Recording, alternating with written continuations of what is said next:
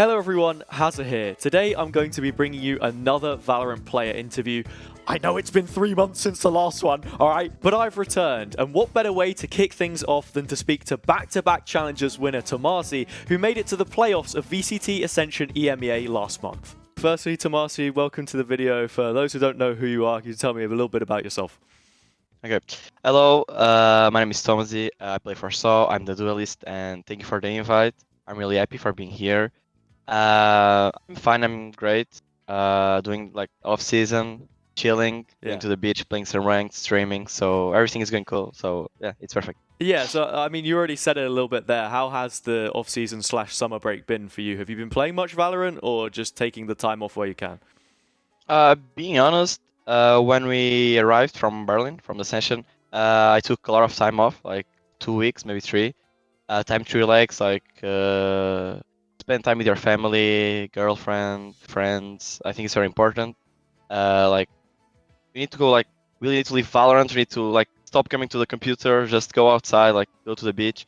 And I kind of enjoy it. Like I went to the beach, chilling with friends, like at night, going out. So yeah, it's been good times, but now I'm playing more, like I'm streaming, I'm playing ranked. So we are coming back like to the grind. Actually, we're still in the off season, but yeah, like, you know, we need doing to play. what you can, So. right? Unfortunately, Yeah, there's no beaches near me, so I don't get to go out to there too often. But the last time we would have seen each other was in Berlin, and I actually have the card here. I was supposed to give this to Batty and you at the terminal at the airport, but we were on different planes going different ways, so it didn't work out. But maybe next time. How was the Ascension experience overall for you then? You know, competing in Berlin. Being honest, when we qualified for Ascension, my thought was like, I just want to go to Berlin. Like, I just want to play in the stage, like in the franchise stage. And when we qualified, like in the group stage, we got 3-0. We won versus Desire. Like, I got so happy. Like, it was like an insane feeling. In Berlin, like the conditions were like everything insane. Riot, like everyone from Riot, staff, everything went perfect. I have like no reasons like bad things. It was everything good. I mean, in terms of results, of course, we didn't really well. Like we wanted to win, of course, go to the tier 1 to franchise. But I think as a team, as individual, we did an insane performance. As I think no one was expecting us. It's a reality. So I'm really happy and proud of everyone. And yeah, the Ascension experience was insane. I want to like have it again, or yeah, it was really good. Yeah, meeting everyone, the players. So yeah. to sort of go back a little bit then before we dive into your career so far, competing in Ascension and all of that. How did you start in esports? Because you're still a very young player, so I'm wondering how you got into it. Was it video games in the first place? I'm seeing behind you you've got quite a few trophies and sort of medals and stuff. Were you playing sports? How did you move into it? Okay, that's a good question. I started playing 1.6 because of my brother. I started playing since I was like 6 or 7 years old. I played 1.6 and I was always watching him. And one time, like one day, I went to him. Can you install me like on my computer? Like, and yeah, he installed me and I played like a lot. Then I bought a CS:GO. I played CS:GO like for my entire life. And then when the beta from Valorant came out, I started playing.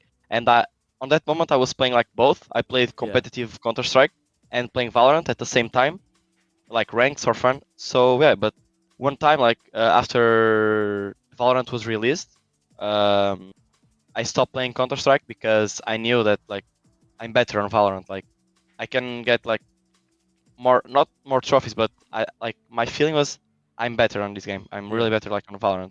So I stopped playing CS:GO, and yeah, I just focused on Valorant, on my career, and yeah, right now I'm here. Yeah. So I mean, going into Valorant as well, you said that you felt like you played better in that game. Would you say the role of duelist was a natural fit for you coming from CS, or just something which you adopted as you played Valorant over time? It was like I was not like when I started playing, I played like Sentinel, like Cypher Killjoy, but and I play like a lot of duelists. I always play like, for example, Jet, but I enjoyed the Sentinel role. But when we joined Rush with Batty, Davi, I was a flex player, I wasn't a duelist, and Bati put me on the duelist role, and yeah, I think everything starts there. Like on Counter Strike, like I was not expecting being an entry fragger. Like it's the same role, like duelist or entry fragger. I was not like I didn't play entry fragger on Counter Strike, but I mean on this game I think fits me really well, and I was not expecting that. Of course, you mentioned there, and that was going to lead into my next question. You played for Aros with Davi and Bati. How did that then transition into the call up for Saw? What was the most valuable thing which you learned from playing in that team? And then how did you get the call up to then go to Saw with those players? When we play in the Rush, I think we were like friends. We were like real friends, like everyone. And I think that's a really important thing on teams, because of course you need to be like professional in some things, but I think the friendship is really important because you need to. Sometimes you need to have like deep talks with your teammates, like. So I think the friendship is really important, and on a rush I learned that like a lot. Like everyone was really like close, and it was hard like to separate, like to leave the other two players. It was really hard to join Fizzy and Addicted on Saw. But I mean, to be the best, we need to do some hard choices. So yeah, on Rosa I learned a lot, and Saw I learned like a lot more, like in the part of being professional. I think on Saw I learned like being a really professional player, like with our coach. I was kind of like, I mean, I have 18, but I like 17, so I'm a kid, so I never work, I never like work, so I'm not really professional. Yeah, it's it. Yeah, I guess that's something that I wanted to ask as well. Of course, you only turned 18 2 days ago, so first, happy birthday, congratulations. Thank you. And then second of all, what does that sort of lead your parents to think, being such a young player in a position like this? Are you, studying at the same time? Does that create conflict, or are you just fully set on esports, and is that something that they sort of support you in doing? Right now, I finished like the high school, so I'm fully set. But like my parents, they were like they had like a really important job on my life, because they always support me on esports, but they was always saying, okay, you can play, but you need to pay attention to the school. Like you need to have good grades. Like Yeah. they support me, but they was always saying, okay, you play, but you need to give us like some good grades. And it was really important, because if it wasn't my parents, I would like maybe just not drop out of school. Of course, I didn't drop out, but like maybe having like bad grades and just playing. So it's really important. Yeah. The parents' job, and yeah, I'm happy because like they support me, and they are really proud of me. So yeah. So then you won both of those domestic titles within Portugal. Then heading into Ascension, I think a lot of people would definitely have underrated you, and you saw it in the tier lists as well. Personally, I said you'd make it out of groups, so I was riding the wave a little bit. I remember you saying to me that you'd seen me putting messages in chat about GTZ before. Yeah. So we can forget about that one. I was a firm Saw believer when it came to Ascension. Did that motivate you a little bit more to put Portugal on the map? Being honest, like I really love being not hated, but I really love seeing that comments and everyone like not supporting us, but saying bad things about us or something, like, because real give me like a lot of hype and a lot of like angry, like it's insane. And when you win, it's insane. It's the feeling is better. Like it's really good. Yeah. Like on Ascension, like everyone like put us on bad spot on the tier list, but I don't have problems with that. Like, okay, it's normal because it's Portuguese league. Like, okay, I respect it. I don't have like any problems with the casters. That it's fine. But of course, it's always a good feeling. Like okay, we need to win. We need to. It's good. Like, yeah. So then coming out of the group stages, you had the highest ACS out of any of the players. Did that then create any additional pressure for yourself personally moving into the knockouts? Okay, that's a good question. I mean. I was not expecting having like an ACS. I mean, on Portuguese league, in I like a lot of ACS, but like on the Ascension, I was not expecting. But first, it was insane seeing like so much ACS. But in terms of pressure, like I know how to play with the pressure. So I think it's good to have pressure, like to have that feeling like, okay, I cannot fail, I cannot. I think it's good, but we need to play with that. We need to be good, like. But of course, I have pressure, like playing on the big stage, like. Then moving on towards the stage, was there anything that you did differently to prepare for those matches instead of, you know, your usual routine, which you can do at home? Of course, I know from visiting the Colosseum as well, it's a completely different experience.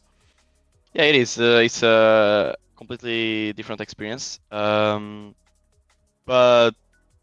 I think it's like, of course, it's not the same, as you said. It's different. But I try to do like the same, like play on like Portuguese lands or Ascension. I try always to do the same, but some things were different. Like for example, I thought in the first match, I thought we're gonna have like some time to warm up, but we just put your things like mouse, keyboard, we just put everything and we play like instantly. So I was not expecting that, being honest. I played like 2 minutes of French, something like that, but we played instantly. So I was not expecting that. But for example, in the next match, I knew, so I adapted my routine. So yeah, everything went well. So yeah. Then obviously, we've seen the clip on Twitter about you going to sort of drink from the cup, and then it's not very nice at all. Could you sort of talk me through the cup incident? I've heard a couple things about it, but what happened? I think we were playing versus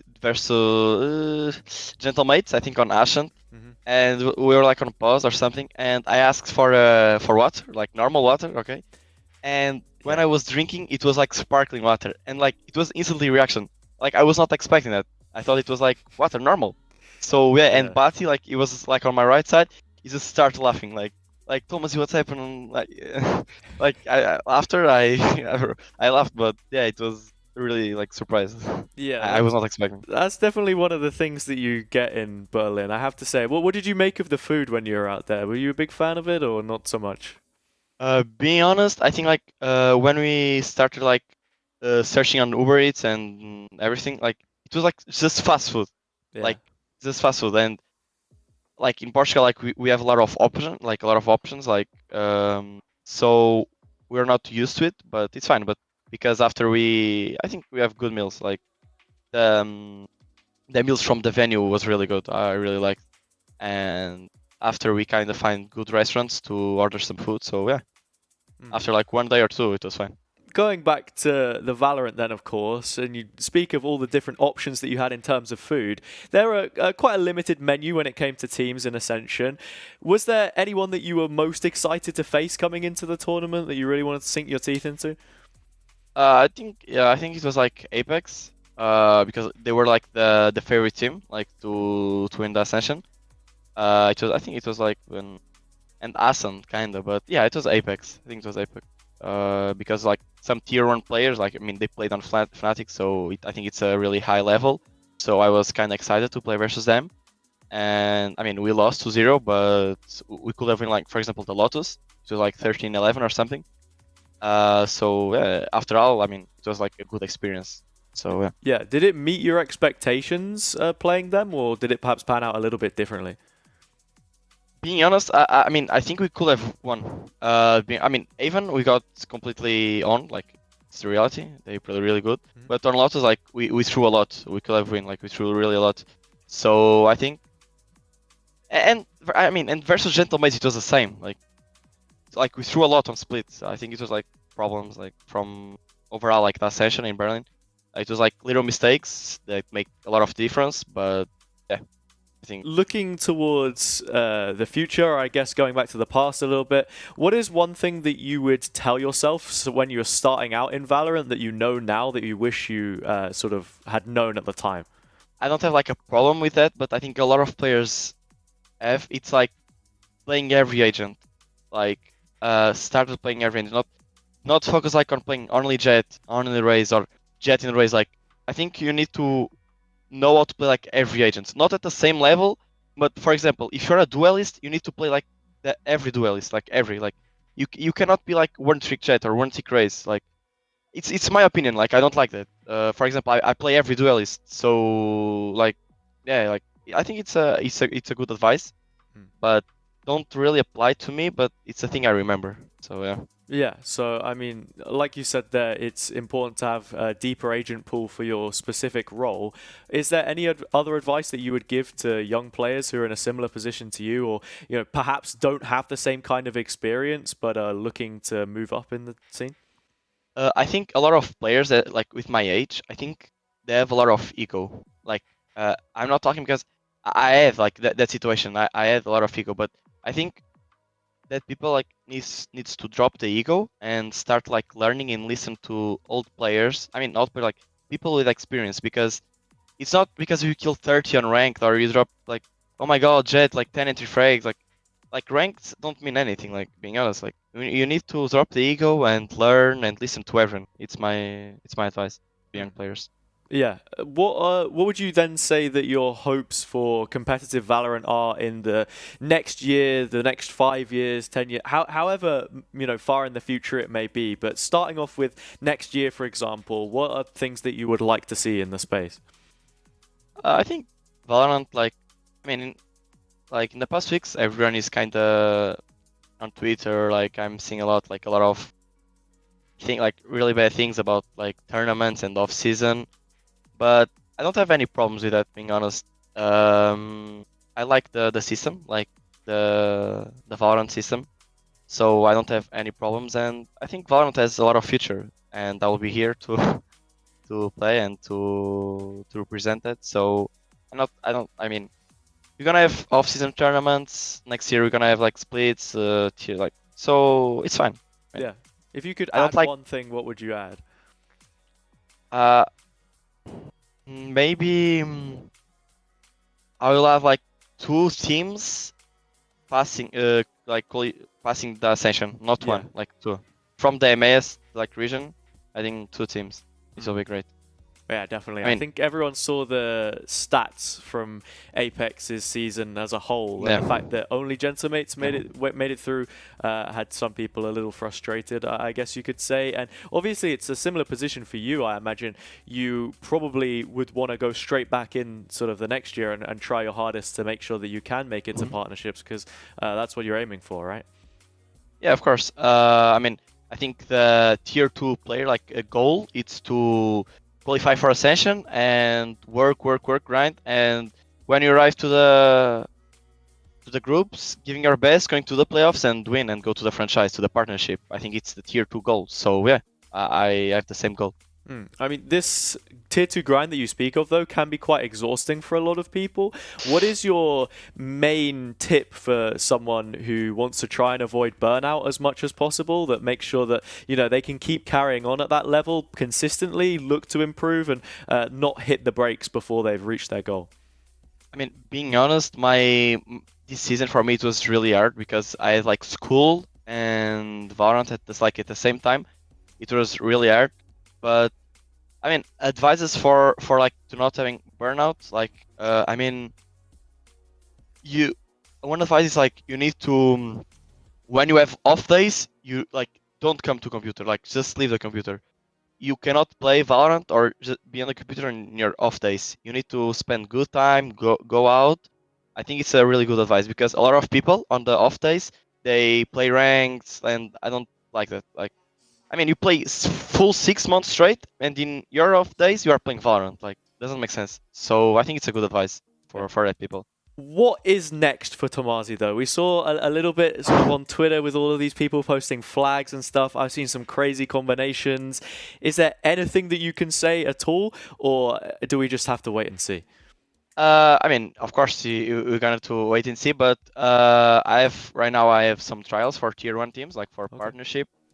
So yeah, I think it's wait and see because I cannot say much, and I mean, yeah. Yeah, we'll just have to see. Well, I'm very excited to find out what happens next, Tomaszy.